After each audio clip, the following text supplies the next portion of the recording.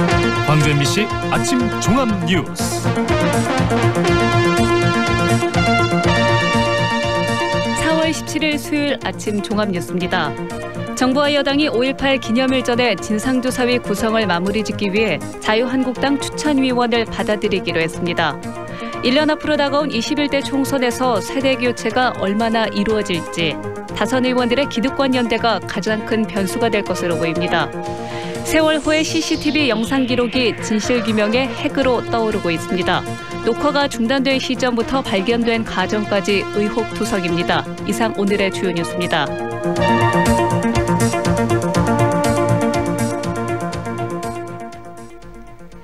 자유한국당의 버티기로 출범이 늦어지고 있는 5.18 진상조사위원회를 정부와 여당이 다음 달 5.18 기념일 전에 구성하기로 했습니다. 이를 위해 자격미달로 임명을 거부했던 자유한국당 추천위원을 다시 받아들이기로 했습니다. 김인정 기자입니다. 자유한국당이 자격이 안 되는 사람들을 5.18 진상조사위원으로 추천하자 2달 전 임명을 거부하는 강수를 뒀던 청와대. 그런데 39주년 5.18 기념일을 한 달 앞두고 청와대와 여당이 돌연 한 발 물러섰습니다. 중앙아시아 순방을 위해 출국하기 전 여당 지도부를 만난 문재인 대통령은 5.18 진상규명조사위원회를 다음 달 5.18 기념일 전에 마무리하라고 당부했습니다. 홍영표 원내대표는 군 출신 임명이 가능하도록 법을 개정해 자격 미달로 탈락한 자유한국당 추천위원이 임명될 수 있도록 하겠다고 이를 받았습니다.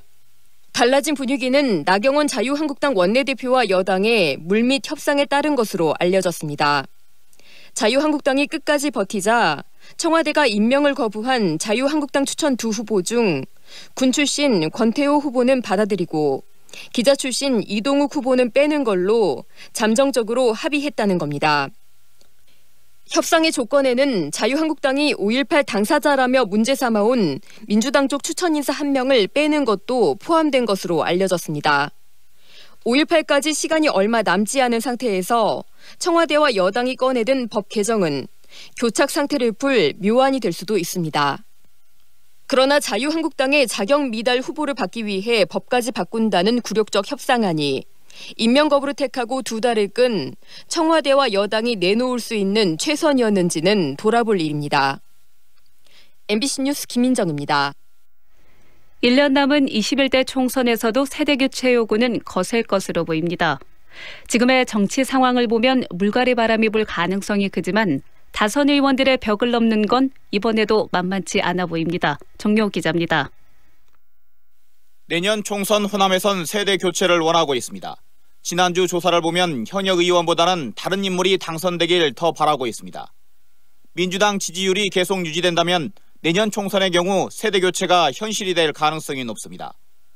광주 전남 국회의원 18명 가운데 민주당 소속이 3명에 불과하기 때문입니다. 정치 신인들이 당선 가능성을 쫓아 민주당 행을 원하는 것도 세대 교체론에 힘이 실리고 있습니다. 하지만 회의적인 시각도 있습니다.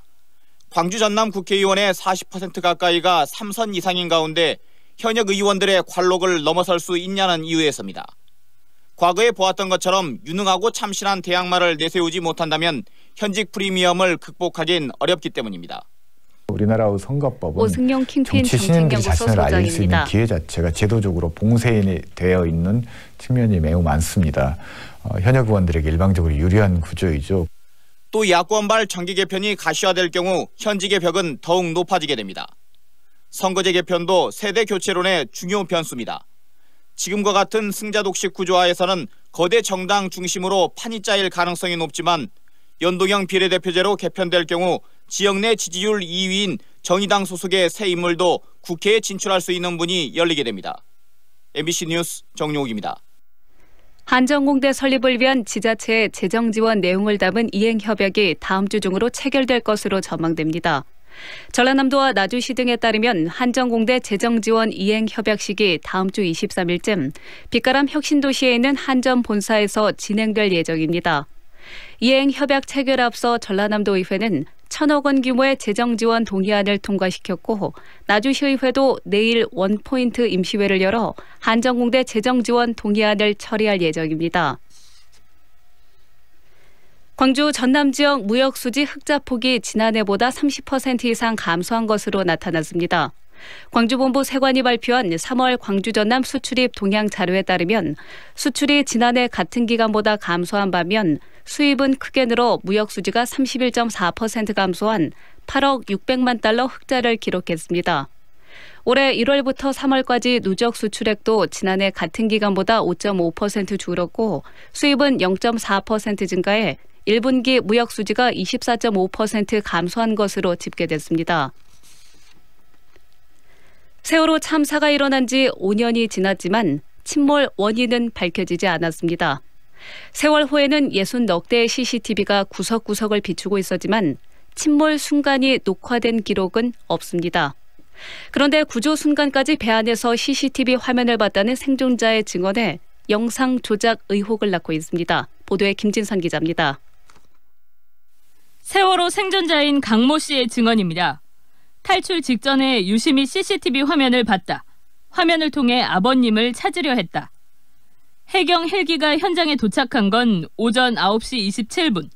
헬기로 구조된 강 씨는 구조 직전까지 CCTV 화면을 목격했다고 진술했습니다. 저의 장인을 생존자 강모 찾기 씨입니다. 위해서 날 그 CCTV를 본 거예요. 여기서 이제 물이 들어와가지고 거기 벌써 막 저걸 하고 있더라고요. 물에서 막 저 점점 올라가잖아요. 물이 차이니까. 선원 한 명도 배가 이미 기운 뒤 다른 선원을 찾기 위해 CCTV 화면을 봤다는 진술을 하기도 했습니다. 하지만 당시 검찰이 복원한 영상은 오전 8시 46분에 멈춰 있습니다. 목격자들의 증언대로 9시 30분 무렵까지 CCTV 화면이 켜져 있었다면 영상이 현재보다 적어도 40분 이상 남아 있어야 한다는 이야기입니다. 만약 그 DVR을 침몰 직후에 신속하게 확보해서 복구하고 분석했다면 선체 침몰의 원인을 정확히 규명하고 또 앞서 선체조사위원회가 차량 블랙박스 등으로 확인한 세월호의 정전 시간은 오전 9시 21분.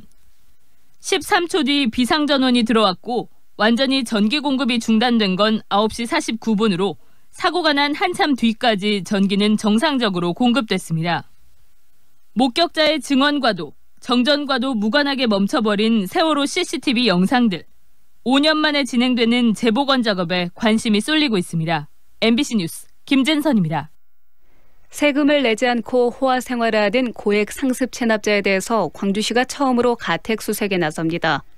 광주시는 500만 원 이상 고액 상습 체납자에 대한 실태 조사를 하고 고가 주택 거주자를 중심으로 다음 달 중 가택 수색을 벌여 현금과 귀금속, 명품 등 사치성 물품을 현장에서 압류할 예정이라고 밝혔습니다. 광주시에 있는 고액 체납자는 이번 달 기준으로 640여 명이며 체납액은 145억 원에 달합니다. 광주시가 지은 지 15년이 지난 오래된 공공주택 단지에 대해서 리모델링 기본 계획을 세웁니다.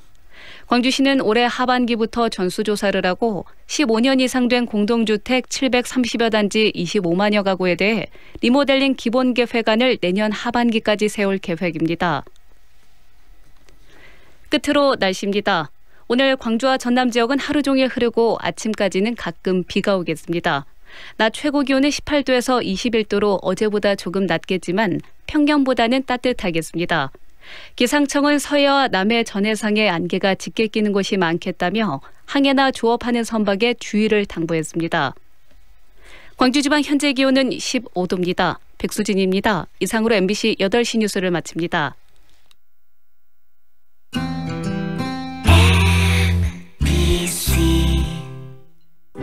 연기자 정동환입니다. 가끔 그 사람이 떠오를 때면 저도 모르게 하늘을 올려다봅니다. 누구나 그렇지요.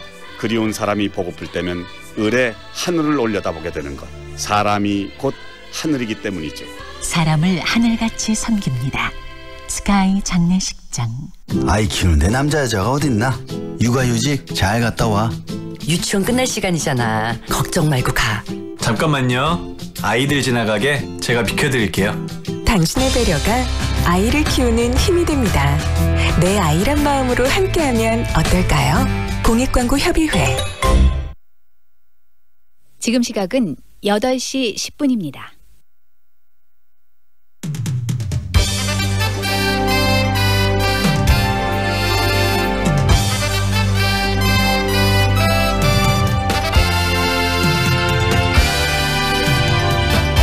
황동현의 시선집중. 황동현의 시선집중 2부 시작합니다. 금호 아시아나그룹이 주력 계열사인 아시아나항공의 매각을 결정했습니다.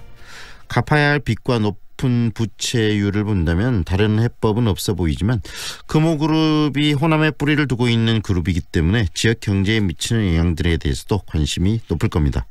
오늘은 참여연재 경제금융센터 김경률 소장과 함께 아시아나항공 매각이 갖는 의미와 지금까지 상황을 정리해보고요. 이번 사태를 만드는 가장 큰 원인으로 지적되는 무능한 오너의 기업 경영 문제점에 대해서도 살펴보겠습니다. 어제부터 시행되는 미성년자를 대상으로 한 성범죄자 가운데 재범 위험률이 높은 범죄자를 교도소 출소 이후에 1대1로 집중 관리하게 되는 이른바 조두순법에 대해서 정리해보는 시간 오늘 준비를 했습니다. 신진희 성폭력 아동학대 국선 전담 변호사와 인터뷰가 준비되어 있습니다. 지난주 전라남도 교육청이 학교 지원센터 합동 현판식을 가졌는데요. 방대한 교사들의 업무 처리에 어려움을 겪는 이 교육 현장 속 교사들의 부담을 덜어주는 유익한 그런 역할을 할 것이다라고 일단은 밝히고 있습니다. 현장에서도 기대가 굉장히 큰 것으로 알려지고 있는데 1년간의 시범 운영을 거쳐서 추후 센터 운영을 확대할 계획도 가지고 있다고 합니다.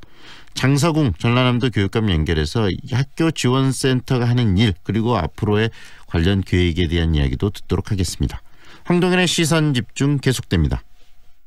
축제 파티가 있는 그곳엔 출장 뷔페 쿠바 하우스. 기업식 행사장 맛있는 음식이 필요한 그곳에도 출장 뷔페 쿠바 하우스. 출장 뷔페 필요한 곳 전국 어디나 찾아가는 출장 뷔페 쿠바 하우스. 062-351-7711. 시작부터 다르다. 입지부터 다르다. 화순 광주 더블 생활관 화순 한국아델리움 더숲 8년 전세형 명품 임대 아파트에 단지 가까이 화순초 세대별 창고 무상 제공까지 살아보고 결정하세요. 4월 오픈 예정 1811-8182 한국건설. 좁은 국토를 효율적으로 활용하여 에너지 영토를 넓혀가는 기업이 있습니다. 탑솔라. 생명의 가치를 높이고 미래의 변화를 준비합니다. 하늘의 태양을 땅의 태양으로 탑솔라. 피곤해. 오늘 술 약속했어요? 이거 농부가 짠 엉겅 퀴즈 꼭 챙겨가세요. 농부가 짠 엉겅 퀴즈? 술 마시기 전에 미리미리 아셨죠? 역시 당신뿐이야. 음주 전후에 장수식품 농부가 짠 엉겅 퀴즈. 과립과 차도 있어요. 검색창에 장수식품. 2년은 금방.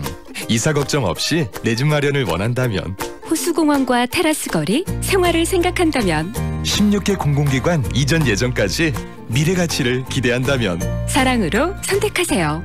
광주 전남 혁신도시 사랑으로 부영 061-337-8245 부영주택. 같은 웅천 다른 세상. 웅천의 절대적 위에서 만나는 최고급 테라스 하우스 골드클래스 테라스 힐. 이제 웅천을 내려다보며 사십시오. 행복 위에 지은 집 여수웅천 골드클래스 테라스 힐. 4월 오픈 061-802-1600 골드디온. 동선동에 광주 0.1%만을 위한 MVG 저택이 옵니다. 호텔식 인테리어와 프리미엄 조식 서비스를 갖춘 럭셔리 라이프의 완성.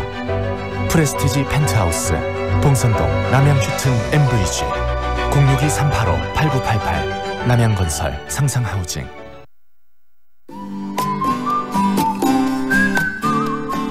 하늘은 흐리지만 깨끗하고 포근한 출근길입니다. 오늘 아침 기온 9도에서 시작해서 한낮의 기온이 22도까지 올라 초여름 같은 날씨 보이겠습니다. 미세먼지 농도도 좋은데요. 현재 광주의 미세먼지 농도 17 마이크로그램, 초미세먼지 농도 10 마이크로그램으로 좋음 수준을 보이고 있습니다. 오늘 미세먼지 농도 종일 좋음 단계를 유지할 전망입니다. 내일은 맑겠고 한낮의 기온이 23도까지 올라 포근하겠습니다. 이어서 현재 교통 상황입니다. 서암대로 신안교에서 경신여고 사거리로 차량 많고 이어지는 동운 고가도로로 서행 중입니다. 대남대로 백운고가도로에서 남광주 고가도로로 밀려 지나고 있고 두암지구 입구 삼거리에서 광주교육대로 정체 중입니다. 잠유로 신안사거리에서 전남대 입구 양방향으로 신호대기 2번 이상 필요합니다.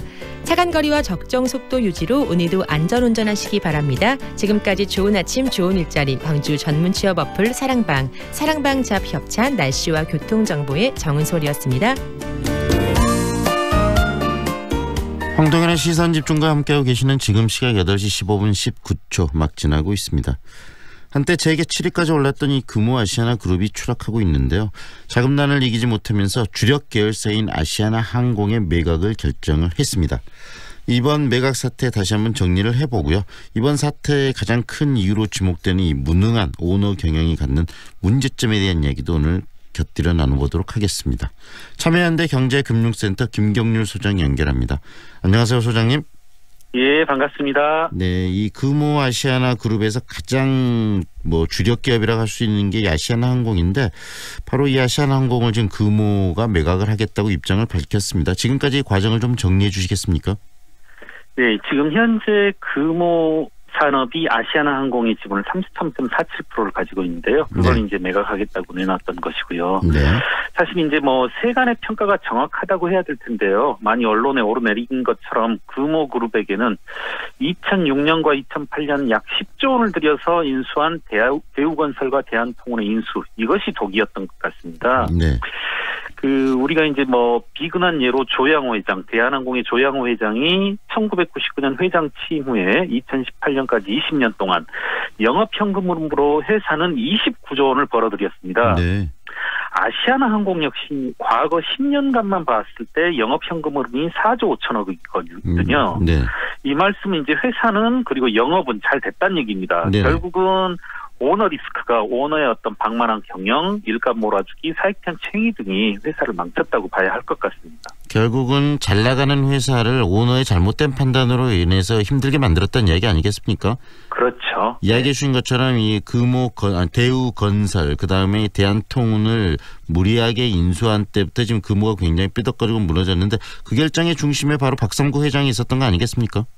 그렇습니다. 오너 일가의 어떤 견제받지 않는 그와 같은 결정, 이것이 이제 회사를 금호그룹을 광주 호남권의 이제 향토 기업이라고 할 수 있는 네. 금호그룹을 망쳤다라고 이렇게 봐야 할 것 같습니다. 네. 이번에 매각하게 되면 또 관심 부분의 중심이 지금 자회사가 에어부산, 에어서울도 자회사로 있고 여러 가지 계열사도 아시아나항공에 또 이 자회사들이 여러 군데가 있는데 그런 회사들까지 함께 이 턴키로 매각되는 건가요? 그 부분은 어떻습니까? 예, 그렇습니다. 예, 이 부분 약간 좀 와전된 오해될 소지가 있을 것 같은데요. 네. 별도의 조치가 없다라면 함께 매각되는 것입니다.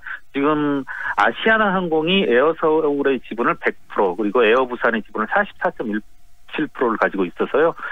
별도의 다른 조치가 없다면 함께 매각되는 것입니다. 특별히 통매각을 위해서 별도 조치를 취해야 되는 것이 아니라 아시아나항공 매각과 함께 자연스럽게 이제 매수자에게 양도되어지는 것으로 봐야 됩니다. 네, 소장님 그렇다면 금호 아시아나그룹에서 거의 가장 중요하게 여겼던 부분이 이 아시아나항공인데 아시아나항공이 네. 빠져나가버리고 매각된다면 그리고 거기에 있는 여러 자회사까지 같이 매각된다면 금호그룹에 남는 회사들은 어떤 회사들이 남게 되는 거죠? 이제 금호고속이라든가 이런 몇 가지 그리고 갑자기 안 떠오르는데 이제 콘도미니엄 사업 등을 하고 있는 이제 회사들 이런 것들이 남게 되는데요. 네, 금호리조트죠. 네네. 네네, 예, 금호리조트, 예, 여러 가지가 아쉬울 텐데 이른바 우리가 대기업이라고 할 때는 자산규모 5조 원을 기준으로 합니다. 네. 그런데 이번에 아시아나항공을 매각하게 되면 금호그룹이 이제 5조 밑으로 떨어지게 돼서요. 네. 이른바 중견기업으로 분류되게 됩니다. 네. 많이 아쉬운 대목이긴 합니다. 아쉽기도 하고 기업이 이렇게 축소되는 부분 지역에서는 좀 안타까움도 있을 수 있지만 결국은 이 경영의 문제를 이런 식으로 매각과 이런 방식, 경영의 방식으로 푸는 것도 합리적인 방식 아니겠습니까? 그렇습니다. 시장의 반응을 한번 냉정하게 볼 필요가 있는데요. 네. 거래 기준일 기준으로 3일 동안 무려 이제 76%가 상승했습니다. 아시아나항공의 주가가. 네네.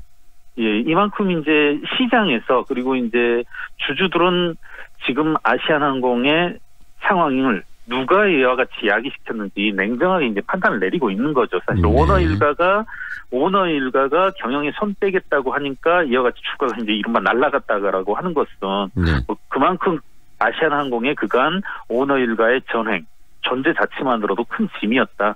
이런 판단이었던 거죠. 다시 말하면 매각 의사가 지금 의사를 지금 밝히자마자 아시아나항공의 이 주가들이 뛰고 있다는 이야기는 아시아나항공이라는 회사는 굉장히 알짜배기 좋은 회사인데 그것을 운영을 지금까지 잘못해 왔다라고 보여지는 것이고 운영의 주체가 바뀜으로 인해서 이 회사가 다시 긍정적으로 지금 굉장히 호황을 맞을 수 있을 것이라고 주주들은 기대하고 있다는 이야기 아니겠습니까? 아, 그렇습니다. 예, 대한항공이든 아시아나항공이든 어떻게 보면 이제 상당히 특권적으로 해당 어떤 노선을 독점적으로 이제 인정받는 것 아닙니까? 수산업이라고 할 수 있는데 그만큼 그 자체만의 영업적인 특성은 상당히 매력적인 부분이다. 이렇게 생각되어집니다. 이렇게 좋은 회사를 정말 운영을 잘못했기 때문에 문제가 발생했다라는 이야기로 보이고요.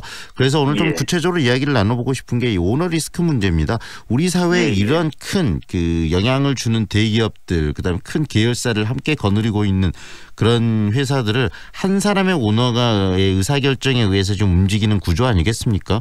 그런 그렇습니다. 부분들이 갖고 있는 문제점을 이번에 금호 사태가 적나라하게 보여주지 않나라는 생각이 드는데 우리 소장님은 어떻게 보세요? 그 부분을. 예, 진행자분의 말씀에 전적으로 동의하고요. 사실 여러 가지 이와 같은 오너들의 전행들을 막기 위해서 시민사회라든가 그다음에 이제 정부기관에서도 노력을 했었고 그 중에 하나가 이제 사회이사 제도 도입이었습니다. 네. 사회이사가 객관적으로 그리고 외부자의 시각에서 위치에서 오너의 전행을 막아주고 견제할 것이다라고 봤는데 그러지는 못했거든요. 완전히 사실 사회이사들의 실제 통계로도 나오지만 오너 일가의 결정에 반대를 행사하는 비율이 지금 한 자릿수에도 못 미치는 것으로 알고 있습니다. 네. 즉 이와 같은 오너 리스크가 점점 이렇게 체제 내화되어지고 넓어지고 하는 것에는 이사회와 그리고 주주총회가 제 역할을 못하고 있기 때문이 아닌가 이렇게 말씀드리고 싶습니다. 네, 바로 가장 중요한 의사결정의 주체여야 될 이사회와 주주총회가 제 역할을 못하고 있고 또 이런 오너 리스크를 막기 위해서 도입한 사회이사 제도도 지금 유명무실하다는 이야기인데요. 이 사회이사 제도가 유명무실한 이유도 사회이사를 임명할 수 있는 권한 자체를 이 오너들이 갖고 있기 때문 아닌가요? 그렇습니다. 예. 사회이사 자체를 오너들이 뽑기 때문에 사실은 이렇게 그 대학 교수님들, 변호사분들 만나보면 이 사회이사라는 자리가 자신들의 어떤 부업거리로 상당한 매력거리여서 그거 한 자리 차지하기 위해서 사회이사가 되기 전부터 상당히 친재벌적인, 친기업적인 발언을 하고 하시면서 이제 돌아다니고 어떻게 하면 눈에 들까 그렇게 노력을 많이 하거든요. 네네. 어떤 식으로든 이와 같은 사회이사 제도도 이제 전향적으로 개편될 필요가 있고 사회 일각에서 그리고 문재인 대통령의 공약이기도 합니다만은 노동이사제 도입이라든가 이런 식으로 어떤 이사회가 제 역할을 할 수 있는 방안들이 시급히 마련돼야 되지 않을까 이렇게 생각합니다. 정말 이번 금호 아시아나 그룹의 사태를 그냥 이례적인 사태로 상황으로 이해할 것이 아니고 우리 사회에 이런 오너 리스크를 제대로 좀 막을 수 있는 시스템을 보완하는 그런 계기로 삼아야 되겠네요. 예, 그렇습니다. 예, 전적으로 동의합니다. 네, 그렇다면 정치권이나 그다음에 또 이런 정부에서 나서서 할 일도 좀 있을 것 같은데요. 그런 부분에 대해서도 좀 이야기를 해 주시죠. 어떤 부분을 이번에 좀 많이 바꿔야 될까요? 그래서 이제 이런 말씀 한번 드리고 싶습니다. 저도 어떤 강의 자리라든가 청취자분들에게 말씀드릴 기회가 있으면 꼭 강조하는 부분인데 현대 자본주의에서 기업은 대주주만의 것이 아닙니다. 그리고 소액주주, 채권자, 심지어는 소비자 그리고 삶의 터전인 노동자 모두의 이해관계가 얽힌 곳이라고 할 수 있습니다. 이건 제 혼자의 어떤 정적인 발언이 아니라 서구에서 이제 경영학자들도 많이 공유하고 있는 이해관계자 자본주의라는 형태로 이제 외화되고 있는 것인데요. 이와 같이 소액주주 그리고 노동자들 이와 같은 사람들의 많은 이해관계가 반영될 수 있도록 상법이라든가 그리고 공정거래법이 개정되어져야 될 것으로 보입니다. 네, 저희가 해야 될 일이 많네요. 네네. 많은 관심을 가지고 노력을 해야 될 것 같습니다. 지역에서도 이 금호 아시아나 그룹의 이 아시아나 항공 매각을 정말 안타까운 시선으로 바라보고 있고 그러는데요. 결국은 우리들이 이 금호 이 아시아나 그룹에 대해서 갖고 있는 어떤 지역의 생각들이나 이런 부분들에 대해서도 한 말씀 해주시죠. 어떤 부분으로 가지고 좀 접근하는 게 바람직하다고 보세요?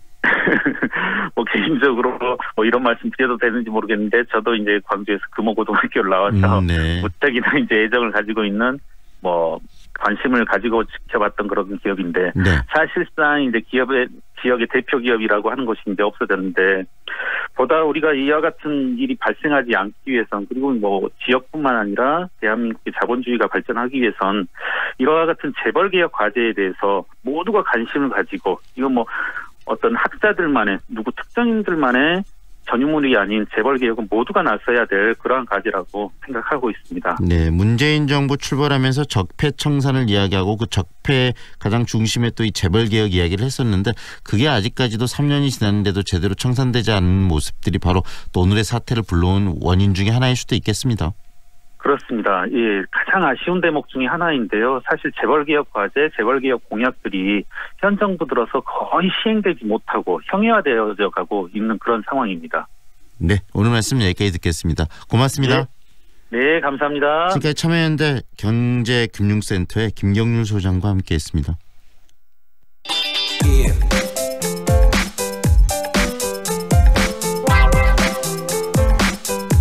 미성년자를 상대로 성범죄를 저지른 범죄자는 출소 뒤에도 1:1로 집중 감시를 이제 받게 됩니다. 지난해 초유아 성범죄자의 조두순의 재범 방지와 유아를 상대로 한 극악한 범죄를 막기 위해서 이른바 조두순법이 발의됐고 어제부터 시행이 됐는데요. 이 조두순법이 어떤 법인지 먼저 정리를 해보고요. 또 이 법이 재범 방지의 어떤 대책이 될 수 있을지도 들어보겠습니다. 신진희 성폭력 아동학대 국선 전담 변호사 연결합니다. 안녕하세요, 변호사님.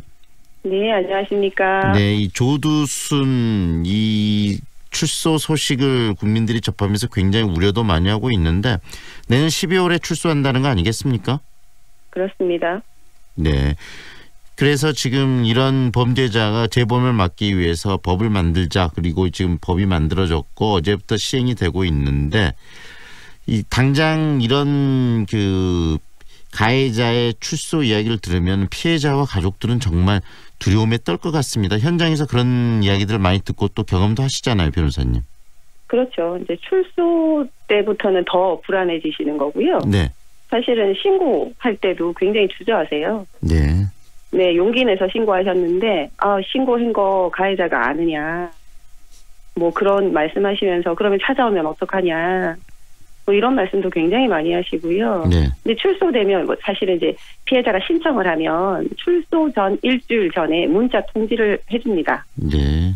네. 이제 일주일 후에 아무개가 출소합니다. 이렇게 문자 통지. 그런데 받거든요. 그 문자를 보내는 것이 그 공포와 두려움만 더 확대시키는 것이지 어떤 특별한 대책이 없는 거 아니겠습니까? 이제 출소 통지는 피해자가 신청을 할 때만 보내주는 거기 때문에 네네. 처음에는 이제 사건을 수사하고 재판하고 이럴 때니까 받고 싶다고 하시죠. 근데 뭐 징역 만약에 5년, 10년 이렇게 선고되고 나오기 직전에 일주일 전에 이런 통지를 받으면 굉장히 불안해지시죠. 네. 네. 그래서 그런 부분들을 좀 재발도 막을 수 있고 그다음에 이 피해자의 두려움도 없애기 위해서 우리 사회가 고민들을 좀 많이 해야 된다는 이야기들은 끊임없이 나오고 있고요.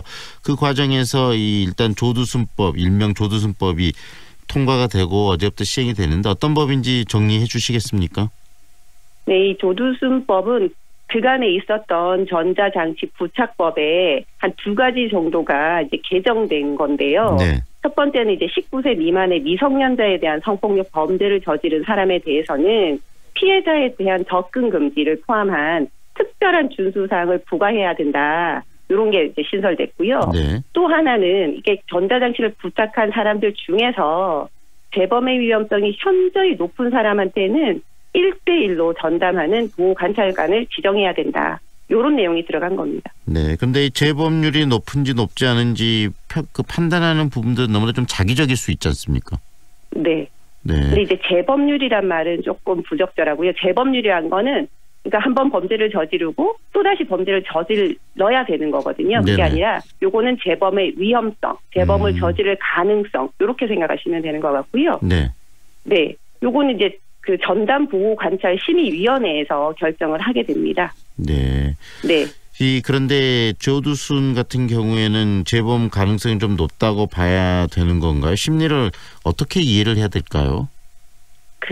우리가 전자장치 부착을 하기 전에 청구전 조사를 하게 되어 있거든요. 네. 거기 보면 이제 2가지 기본적인 평가를 하는데 한국 성범죄자 위험성 평가 척도라는 게 있고요. 또 하나는 우리 보통 사이코패스라는 말을 하는데 정신병질자 선별도구라는 이런 척도들이 있어요. 네. 이런 걸 보고 재범 위험성이 높다 낮다라는 걸 평가를 하거든요. 네. 근데 이제 조두순 같은 경우에는 이제 작년에 그 어떤 언론사가 보도를 한 게 있었어요. 성적 일탈성이 크고 소아성애 부분에서 불안정하다. 근데 요런 얘기를 이제 언론 보도가 나왔는데 네. 법무부에 따르면 그 조두순에 대해서 외부 심리 치료 기관을 통해서 조사를 한 적은 있다. 네. 그렇지만 그 결과는 공개한 게 아니기 때문에 요걸 그대로 믿어서는 안 된다는 그런 취지의 어떤 보도 자료가 나온 적이 있어요. 네. 하지만 이제 조두순 같은 경우에 이런 성적 일탈성이 크고 소아성애 부분에 불안정하다라고 하면 이런 보도를 접한 일반 국민들의 불안감이 더 높아질 수밖에 없는 거죠. 네. 그렇기 때문에 이런 그 위험성이 높은 사람들을 좀 이 별도로 관리를 구체적으로 해야 된다라는 게 바로 이 법의 취지 아니겠습니까? 그렇습니다. 예, 네. 현재 그러면 1:1 전담 보호 관찰 대상이 필요한 대상자는 어느 정도 되는 걸로 파악되고 있습니까? 일단 전자장치 그 대상자가 한 3,056명? 이 정도 3,000명이 넘어요. 네. 근데 지금 현재 그 법무부가 계획하고 있는 게 현재 한 5명 정도에 네. 대해서 전담 1:1 보호 관찰을 하겠다 이런 취지로 발표를 한 거고요. 그리고 그 기간이 6개월이에요. 한번 해보는 거죠. 네. 1:1로 6개월 정도 해보는 거고. 근데 이렇게 되면 이제 전담 보호 관찰관의 수가 문제가 되는 거죠. 네, 그렇죠. 네. 실질적으로 지금 뭐 5명을 일단 해보고 그 어떤 샘플로 해보겠다는 건데 이것을 이제 확대시켰을 때는 이런 전담 관찰 이 지금 사람들 이런 인력의 문제가 굉장히 중요한 부분인데 그런 인력에 대한 고민도 함께 해야 되겠네요. 그렇죠. 사실 이게 또 국가 예산의 문제라서 네. 이게 뭐 정부가 어떤 법을 발의하고 그 법이 시행되고 이거로 그치는 것이 아니라 국가 예산이 다 확보가 되어야지 보호관찰관들을 계속해서 뽑을 네. 수가 있는 거니까요. 국회의 협조도 굉장히 필요하죠. 그런데 법의 가장 취지는 뭐냐면 이런 피해자들이 공포나 두려움을 느끼지 않도록 만들어주겠다는 거 아니겠습니까? 그래야 된다는 것. 그죠. 네, 그러기 위해서는 이 재발을 하지 못하도록 시스템들을 더 강화해야 되고요. 더 근본적으로 이런 범죄에 대해서 적극적으로 좀 이 형량이나 이런 것들을 강화해서 그런 범죄를 저지를 수 있는 그런 개연성 자체를 하지 못하도록 만들어내는 우리 사회의 어떤 법률적인 시스템, 그다음에 사회적인 어떤 인식 이런 전반적인 변화가 필요한 거 아닐까요? 그렇습니다. 사실 이제 조두순 같은 경우에 사람들이 이렇게 공분하는 이유가 당시의 형량이 굉장히 낮았다는 거예요. 네. 네. 그리고 그 전자장치 부착도 기간이 7년밖에 안 됐잖아요. 네네. 이후에 지금 이게 30년까지 이제 할 수 있도록 법이 개정되기도 했거든요. 네. 그래서 사람들 입장에서 10년은 어떻게 보면 굉장히 긴 기간일 수도 있어도 시간이 지나고 나면 굉장히 짧다라고 그렇게 생각하실 수도 있고 나와서 또 범죄를 저지를 수도 있다는 그런 공포감이 있기 때문에 이런 불안감을 불식시킬 수 있는 여러 가지 법적 그런 제도적 장치가 필요한 거죠. 네, 그런 부분에 있어서 우리가 좀 많이 부족한 것 같다라는 그 이야기들이 끊임없이 나오고 있는데 현장에서도 느끼실 때 우리가 법률적으로 형법이나 이런 부분에 대해서 좀 더 보강하고 강화해야 될 부분들이 많이 느끼실 거예요. 어떤 부분들이 좀 필요하다고 생각하세요? 이제 사실은 형량 자체가 그 판결을 선고할 때 정해지는 거잖아요. 네. 그리고 나서 이제 확정이 되고 전자장치 부착이나 신상정보 공개 고지나 신상 등록도 마찬가지거든요. 네. 그러니까 법정형하고 다 어찌 보면 다 연동되는 거예요. 근데 이런 보완 처분이나 부수 처분들이 실효성을 얻으려고 하면 좀 더 앞으로도 계속해서 이런 재범의 위험성이 있는지를 계속 체크해 나가는 네. 그런 시스템이 만들어져야 되거든요. 판결 네. 선고 때 한번 딱 결정되는 거로 끝날 것이 아니라 앞으로도 계속 교육, 교화 이런 어떤 프로그램 이런 것들을 통해서 이 사람들이 사회에 복귀했을 때 재범을 저지르지 않도록 할 수 있는 그런 장치들이 이루어져야 된다는 게 사실은 많은 전문가들의 의견입니다. 판결 하나를 한 번으로 끝낼 게 아니고 지속적 관리가 필요하다는 말씀이시네요. 네, 그렇죠. 네. 그리고 특히 이런 범죄들이 유아나 그다음에 어린 학생들, 저항할 수 없는 아이들을 상대로 이루어지고 있기 때문에 더 큰 문제가 있는데요. 사회적으로 특히 경찰이나 이런 부분에 있어서 좀 시스템적으로 그런 근본적으로 아이들을 좀 더 보호하고 잘 이렇게 관리할 수 있는, 케어해 줄 수 있는 그런 시스템을 도입할 필요성은 없을까요?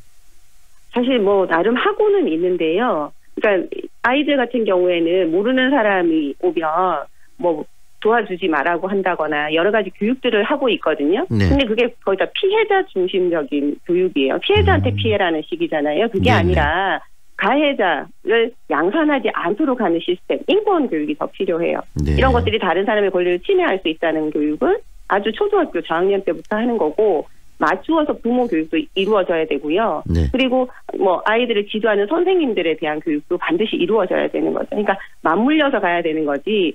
피해자들을 대상으로, 잠재적 피해자들을 대상으로 피해라라든지 네. 소리 질러라든지 이런 식의 교육은 이미 그 실효성에서 굉장히 의문이 많이 제기되고 있는 거기 때문에 교육의 패러다임 이것도 변화돼야 된다고 생각합니다. 네, 저희들이 좀 우리가 나가야 될 부분이 굉장히 아직까지 좀 많다라는 생각이 듭니다. 오늘 말씀 여기까지 들을게요. 고맙습니다. 네, 감사합니다. 지금까지 신진희 성폭력 아동학대 국선 전담 변호사와 함께했습니다.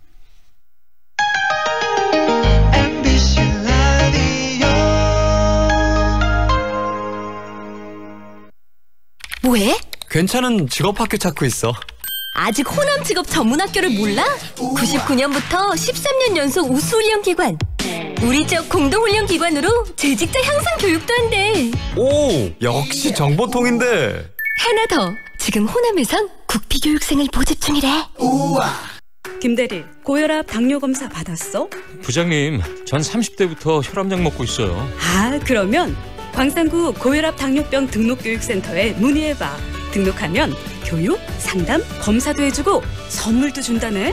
문의 광주 952-8882 만 30대 이상 광산 구민의 하나입니다. 배우 한은정입니다. 생각보다 가까운 하늘, 그 하늘을 향해 대라수가 하늘을 걷는 다리를 놓습니다.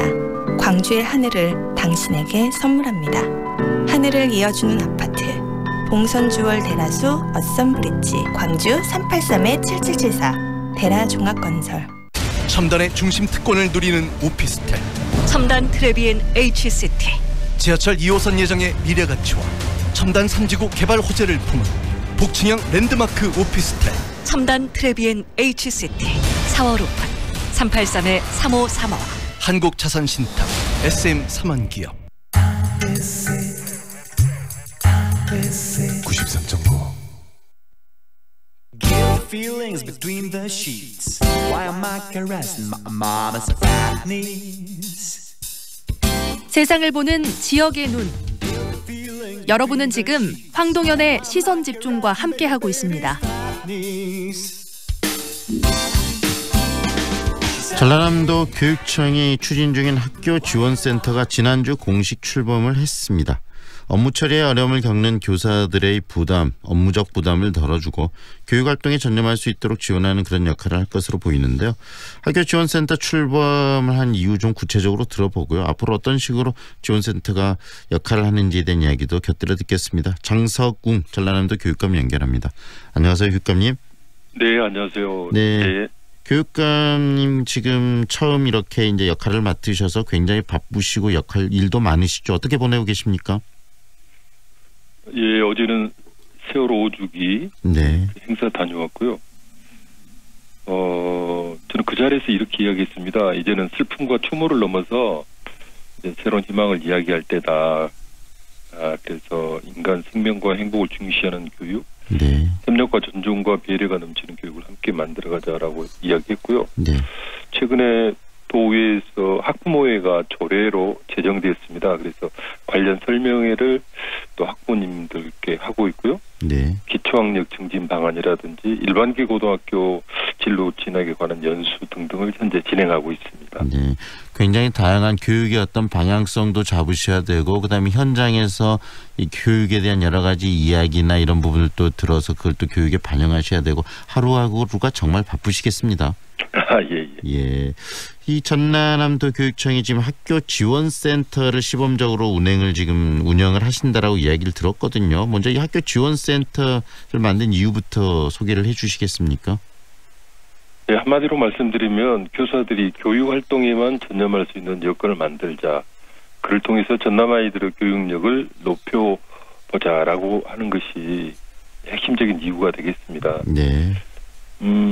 저는 이 전남 교육을 혁신하고 아이 중심 그리고 교실 중심의 전남 교육을 만들어내기 위해서는 교사들이 아이들의 교육과 생활 지도에만 전념할 수 있는 환경을 만들어야 된다라고 판단을 했습니다. 그래서 그동안에 수많은 전시적이고 과시적인 실적 중심이라든지 성과 중심의 사업은 과감하게 이렇게 축소하거나 폐지했습니다. 이것이 교사들에게 대단히 행정적 부담을 많이 주었기 때문입니다.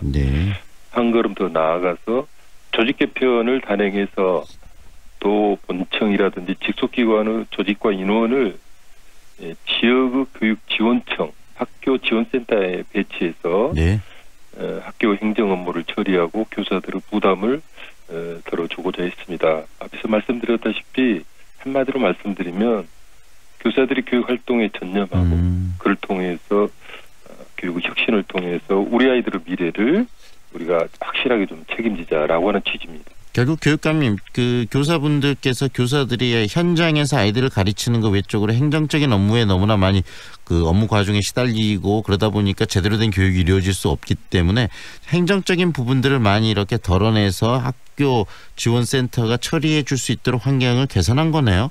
예, 그렇습니다. 네, 지금 시범적으로 운영하신다고 이야기를 들었는데 그러면은 전체 이 지역 이 청에서 다 운영하는 게 아니고 선별적으로 몇 개 지역에서 지금 운영을 하시는 겁니까? 그렇습니다. 전라남도에는 22개 시군 교육지원청이 있습니다. 일단 올해는 10개 지원청을 선정을 했어요.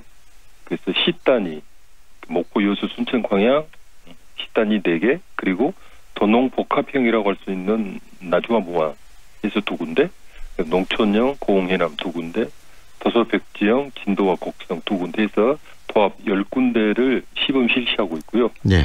1년 동안 열심히 이렇게 활동하고 지원해서 평가 후에 이걸 보완해서 내년에는 22개 시군 전체로 확대할 계획입니다. 네, 현장의 목소리 물론 좀 빠를 수도 있지만 교사분들의 목소리가 굉장히 중요할 것 같은데 어떤 이야기들이 나오고 있습니까? 대단히 긍정적이고 기대를 많이 하고 있어요.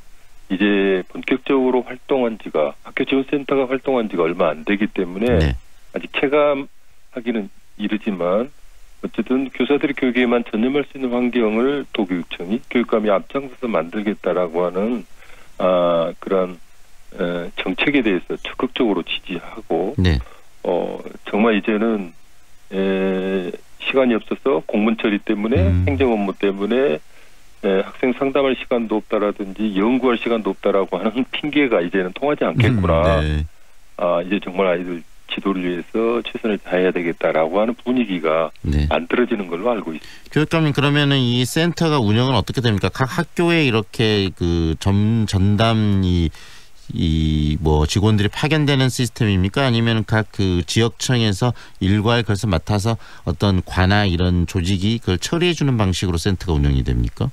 예, 방금 말씀하신 대로 그 지역의 교육지원청의 학교 지원센터가 만들어집니다. 그래서 거기에서 일괄적으로 처리를 하게 됩니다. 그래서 학교 지원팀, 생활인권팀, 학교 혁신팀 이렇게 3개의 팀이 만들어지는데요. 거기에서는 그동안에 학교에서 업무 처리 어려움을 겪어왔던 학교폭력 예방에 관한 사안이라든지 방과 후 학교 강사, 기간제 교사 채용이라든지 학생 단체 활동 지원이라든지 교육 공무집 관련 업무라든지 이런 것을 주로 맡게 되고요. 한 걸음 더 나아가서 우리 전남교육 핵심 과제라고 할 수 있는 학교 혁신이라든지 마을교육 공동체 지원 등 업무를 맡게 됩니다. 그래서 이 교육, 학교에서 현장에서 아이들을 가르치는 것을 제외하고 다른 여러 가지 어떤 행정적인 것들을 이 센터, 지역청에 설치된 센터에서 다 처리를 할 수 있는 시스템을 만드셨다는 이야기인데요. 이 부분들이 교육 현장에서 정말 제대로 안착하기 위해서는 또 여러 가지 고민들도 있어야 되고 시행착오도 있을 거라는 생각이 듭니다. 지금 고려하는 부분들이 많이 있으실 것 같아요. 어떤 생각들을 가지고 지금 추진 중이세요? 예, 지금까지 학교에서 수행했던 업무를 시군교육지원청의 학교지원센터가 맡기 위해서는 일부 법령 개정이 뒤따라야 됩니다. 그래서 지금까지 학교장이 갖고 있던 권한을 이제 교육청의 교육장에게 위임을 해줘야 됩니다. 그래야 학교지원센터가 그 업무를 수행할 수 있죠. 그리고 적극적으로 또 학교 현장에서 선생님들의 일을 네. 지원센터에서 감당하는 그런 적극적인 발굴 작업도 필요합니다. 네. 매뉴얼도 필요하고요. 전문성 강화를 위한 연수도 주기적으로 필요합니다. 네. 무엇보다도 학교 지원센터에서 일하시는 분들이 권한은 별로 없고 아주 일만 많다 많거든요. 이러실 수도 있겠네요. 네. 그래서 기피 부서가 될 우려가 많습니다. 네. 그래서 여기서 일하시는 분들에 대한 우대책도 현재 마련 중에 있습니다. 어쨌든 무엇보다도 학교 지원센터가 제 기능을 발휘하기 위해서는 전체 구성원들의 협력이 중요하다고 생각하고요. 네. 그 점에 있어서 교육청에 계신 분들, 지원청에 계신 분들은 적극적인 협력을 요청하고 있고 네. 현재로서는 아주 긍정적인 그런 변화가 일어나고 있다는 말씀을 드릴 수 있습니다. 결국은 교육을 좀 더 잘 해보자라는 취지에서 추진하는 부분이기 때문에 정말 긍정적인 여러 가지 이해관계들이 있을 수 있지만 그런 부분들이 다 긍정적인 측면으로 잘 용해돼서 멋진 결과를 좀 만들어냈으면 좋겠다는 생각이 들고요. 교육감 교육감께서 연결이 되셨으니까 이 전라남도 교육청이 굉장히 다양한 어떤 고민도 많이 하시고 아이들의 교육에 대해서 여러 가지 사업도 하시는데 올해 주력할 사업들 어떤 것들이 있는지 청취자분들께 소개도 좀 해주시죠. 예, 제가 교육감 취임하면서부터 강조했던 것이 학생 중심, 교실 중심 전남 교육이 되도록 하겠다라고 하는 겁니다. 그래서 교사들이 중요하다. 교사들의 열정과 참여가 전남 교육을 바꿀 수 있다라고 했던 거고요. 그것 때문에 이 학교 지원센터를 구축하고 있는 과정에 있습니다. 특히 교사들이 학교 내외의 이 전문적 학습 공동체라 해서 이 모임에 참여하고 그래서 같이 연구하고 같이 실천하는 이게 대단히 중요하거든요. 네네. 이것이 바로 수업과 평가와 교육과정 혁신을 이뤄낼 수 있는 핵심적인 이 소모임입니다. 네. 그래서 이 전문적 학습 공동체를 육성하고 지원하는데 무엇보다도 최선을 다하려고 합니다. 네. 그리고 두 번째는 이번에 그 전라남도 교육참여위원회 설치 조례가 통과됐습니다. 네. 그래서 이제 시군에서 교육참여위원회가 만들어져서 지역의 교육 현안에 대해서 의제를 발굴하고 함께 협의해서 심의하는 그런 30명 내외로 구성되는 지역단위 교육참여위원회가 만들어지게 됩니다. 네. 그래서 실제적으로 도민들이 참여해서 우리 교육의 새로운 변화를 끌어내는 이 부분에 대해서 설명회를 통하고 또 준비를 열심히 하고 있습니다. 그리고 4차 산업혁명에 대비한 여러 가지 개발 정책도 추진하고 있습니다. 무엇보다도 우리 아이들이 학교에서 꿈과 희망을 키워가고 정말 중요한 미래를 대비하는 그런 인재가 될 수 있도록 최선을 다해서 도교육청은 지원할 예정입니다. 참여위원회도 만드시고 여러 가지 그런 공동체도 만드신다는 건 결국은 이 교육이라는 것은 어떤 위에서 관료가 지시적으로 내리는 게 아니라 함께 고민해 간다라는 게 교육의 어떤 시작이다라는 생각을 많이 가지고 계시나 보네요. 우리 교육감님께서. 그렇습니다. 네. 저는 촛불혁명의 정신도 그 참여를 통한 변화라고 생각하거든요. 네. 그래서 우리 전남교육에도 주민들께서 참여할 수 있는 통로를 만들고 그것을 적극적으로 교육 행정에 반영하려고 생각하고 있습니다. 네, 오늘 말씀 여기까지 듣겠습니다. 고맙습니다. 예, 고맙습니다. 지금까지 장석웅 전라남도 교육감과 함께했습니다.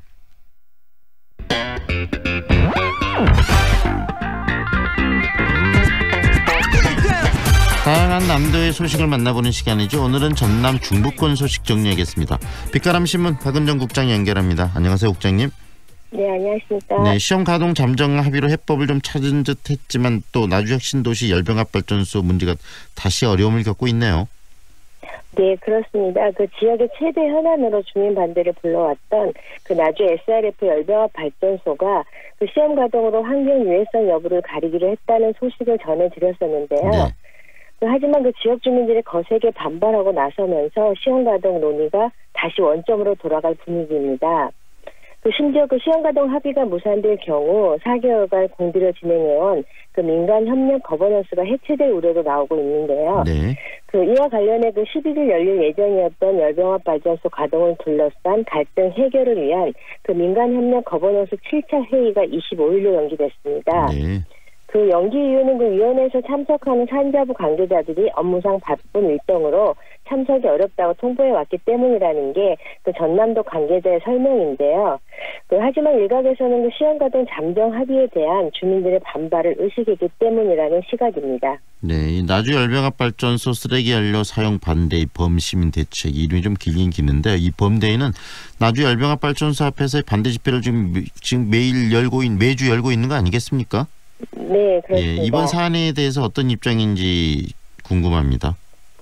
네, 그 범대회는 지난 11일 민간협력 거버넌스 회의가 예정됐던 날 그 한국난방공사 앞에서 대규모 집회를 열었는데요. 네. 특히 그 이날은 현장 체험학습을 신청한 유치원생을 비롯해 그 관내 초등학교 4곳의 학생과 주민 등이 대거 참여해 거세게 반발하고 나섰습니다. 그 범대와 주민들은 그 소형성 조사를 위해 필요한 데이터를 얻기 위해 약 4개월간 시행하기로 잠정 합의한 그 시험가동 대신 2017년 당시 했던 그 시험가동 데이터를 활용해 수용성 조사를 하자고 요구했는데요. 네. 또 그 범대에는 그 12일 오전에도 혁신도시 한전 본사 정문 앞에서 그 발전소 시험가동 절대 반대 프래카드와 피켓 등을 들고 시위를 펼쳤습니다. 네. 그 이날 시험가동에 반대하는 주민들은 그 더불어민주당과 전라남도의 예산 정책 협의회가 열리는 그 한전 본사 앞에서 그 쓰레기연료 결사 반대를 외치며 이해찬 민주당 대표와 당 지도부의 시선과 관심을 끄는 번개 집회를 연 것인데요. 이 자리에서 그 나주 SRF 열병합 발전소 집단 민원 발생과 민간협력 거버넌스가 그동안 개최한 6차 회의 주요 내용 등이 보고된 것으로 알려졌습니다. 네. 이날 시위에 참가한 주민들은 지난 2017년 9월부터 3개월간 이뤄진 시험 가동 때 그 악취와 원인 모를 이유로 어린이를 포함한 주민들이 힘들어했다며 그 당시 시험 가동을 통해 난방공사가 충분한 데이터를 확보한 만큼 그 추가 시험 가동에 동의할 수 없다고 주장했습니다. 네, 주민들이 이렇게 지금 문제를 계속 제기하고 있고 나주혁신도시 이전 공공기관 노동조합 협의회도 최근 성명을 통해서 이 SRF 발전소의 시험 가동을 막겠다는 발표를 했다는데 그 이야기도 전해주시죠. 네, 강주 전남 공동혁신도시 이전 공공기관 노동조합 협의회가 이전 기관 노동자들의 생명과 건강을 볼모로 하는 SRF 열병합 발전소 시험 가동 저지를 위한 강력한 투쟁을 예고하고 나섰습니다. 네. 광주노업은 SRF 연료사항을 전제로 한 환경 유해성 조사를 막아내기 위해 이전 공공기관 경영진의 보호 대책 마련을 요구하고요. 또 신도시 기관장 협의회 개최 저지와 혁신도시 인구수와 세금에만 관심이 있는 지역 위정자의 불신임 투쟁을 예고했습니다. 네. 그리고 또 집권당 야당 지도자와 관계부처 장관 면담 등을 추진하겠다고 밝혔는데요. 또한 이들은 환경 유해성 조사를 실시하면 이전 기관 노동자들의 안전한 타지역 대피와 혁신도시 내 임사사택 타지역 이전, SRF 문제 해결 촉구를 위한 연차 투쟁 등을 펼칠 것을 밝혔습니다. 네. 그리고 또 추가 이전 공공기관 노동자의 생명을 위협하는 공공기관 2단계 지방 이전 반대 투쟁과 빛가람 혁신도시의 안전한 타지역 이전 등 이전 기관 노동자들의 생명과 안전을 지키기 위한 강력한 투쟁을 예고했습니다. 네. 강제농협은 내일인데요. 18일 대표자 회의와 기자회견 등을 통해 투쟁 계획을 최종 확정할 예정인데요. 강제농협은 빛가람 혁신도시로 이전한 공공기관 노동조합들에 소속된 유일한 노동조합 협의기구입니다. 네, 결국 이야기 내용들을 보니까 앞으로 이것이 더 확전될 수 있는 논란들이 더 확대될 수 있는 여지들을 굉장히 많이 안고 있는데 주민들이 직접 청와대 국민청원에도 이 나주 SRF 열병합발전소 가동을 중단해달라는 글을 올리기도 했다면서요. 네, 지난 3월 29일 대통령님 제발 나주 쓰레기연료 열병합 발전소 가동 중단시켜 주십시오라는 청원의 글을 올렸는데요. 네.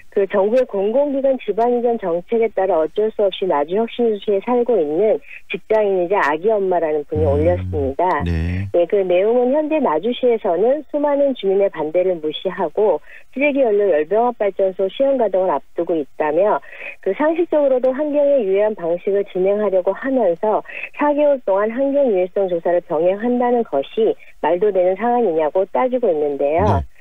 또 환경 유해성 조사를 한다는 것은 쓰레기 연료를 태우면 유해 물질이 나온다는 것이 전제되어 있는데 4개월 동안 얼마나 유해한 물질이 나오는지도 모른 채 그 공기를 고스란히 마시며 살아가야 하는 우리 아기들, 시민들은 무슨 죄이며 정부가 지간 이전을 억지로 시키니 어쩔 수 없이 내려왔더니 이곳에서 우리는 마루타가 되는 거냐고 반문하고 있습니다. 네. 그리고 더불어 또 나주 열병합발전소 가동 중단과 SRF 발전소 폐쇄를 주장하며 사람이 죽게 생겼는데 SRF 열병합발전소 지원 비용과 매몰 비용을 걱정한다는 것도 말이 안 된다고 주장하고 있고요. 또 그 애시당초 국민의 혈세로 말도 안 되는 시설을 지은 나주시와 한국지역 난방공사의 책임을 물으라고 청원하고 있습니다. 네, 오늘은 여기까지 듣겠습니다. 고맙습니다. 네, 감사합니다. 네. 지금까지 빛바람신문 박은정 국장이었습니다. 배우 한은정입니다. 생각보다 가까운 하늘, 그 하늘을 향해 대라수가 하늘을 걷는 다리를 놓습니다. 광주의 하늘을 당신에게 선물합니다. 하늘을 이어주는 아파트, 봉선주월 대라수 어썸브릿지, 광주 383-7774 대라종합건설. 2019 더 레저쇼와 더 골프쇼가 4월 18일부터 21일까지 광주 김대중 컨벤션 센터에서 동시 개최됩니다. 골프, 캠핑, 등산, 튜닝 바이크 등 레저와 골프에 관한 모든 것을 한자리에서 만날 수 있습니다. 다채로운 이벤트와 경품이 마련된 이번 박람회에 많은 관람 바랍니다. 문의 02356-4309. 프리미엄 SUV의 모든 기준 집 그랜드 체로키. 오직 4월 한 달간 최저 5,130만 원의 파격적인 가격으로 프리미엄 SUV를 누릴 절호의 기회. 집 그랜드 체로키. 지금 지프 전시장으로 문의하세요. 좁은 국토를 효율적으로 활용하여 에너지 영토를 넓혀가는 기업이 있습니다. 탑솔라. 생명의 가치를 높이고 미래의 변화를 준비합니다. 하늘의 태양을 땅의 태양으로. 탑솔라. 내가 원하는 대로 설계하고 짓는 도심 속의 명품 전원주택 단지. 수안 썬밸리 에코타운. 수안의 인프라를 다 누리고 교육도 자연도 준비된 명품 전원주택 단지. 수안 썬밸리 에코타운. 4월 오픈. 1577-4941. 주식회사 유인 상동. 4월 17일 황동현의 시선집중은 여기까지입니다. 오늘도 함께해 주셔서 고맙습니다.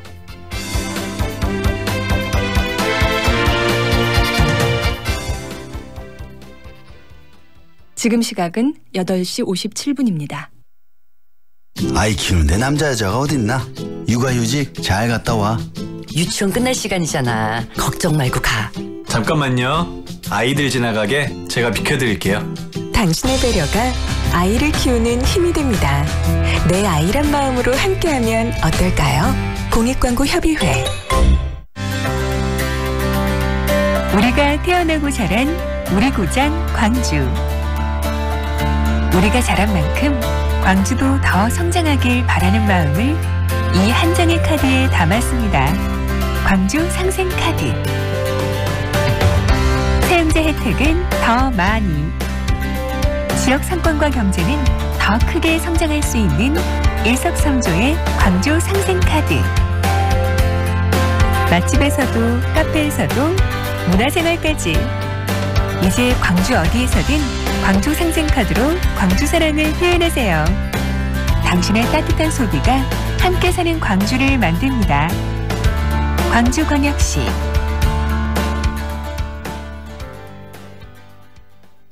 안녕하세요. 대한민국 국가대표 바텐더 최주원이라고 합니다. 바텐더는 사람들과 소통을 하고 그 한 잔을 내어주면서 그 사람의 마음을 쥐락펴락할 수 있는 좀 매력적인 직업입니다. 처음에는 손님으로 갔다가 우연찮게 시작한 직업이고요. 올해 딱 29, 10년 차입니다. 항상 웃고 뭔가 정말 이 직업이 좋아서 하는구나. 네, 현재는 세계 랭킹 이제 7위까지는 경험을 해봤는데 이제는 세계 1위를 목표로 열심히 나아가보는 중입니다. 6시간에서 7시간 정도씩 연습을 하고 있습니다. 높은 목표를 잡고 직접 실행에 옮길 것. 실행에 옮기는 사람이 결국 성공을 한다고 생각을 하고 있습니다.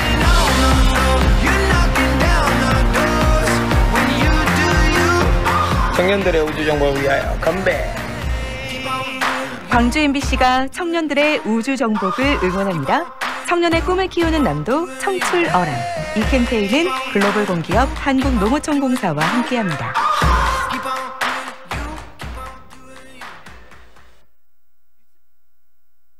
AM 819kHz 표준 FM 93.9MHz 광주 MBC 라디오입니다. HLCN. 친구처럼 다정한 연인처럼 MBC 문화방송. 여러분의 다정한 친구 광주문화방송이 9시를 알려드립니다.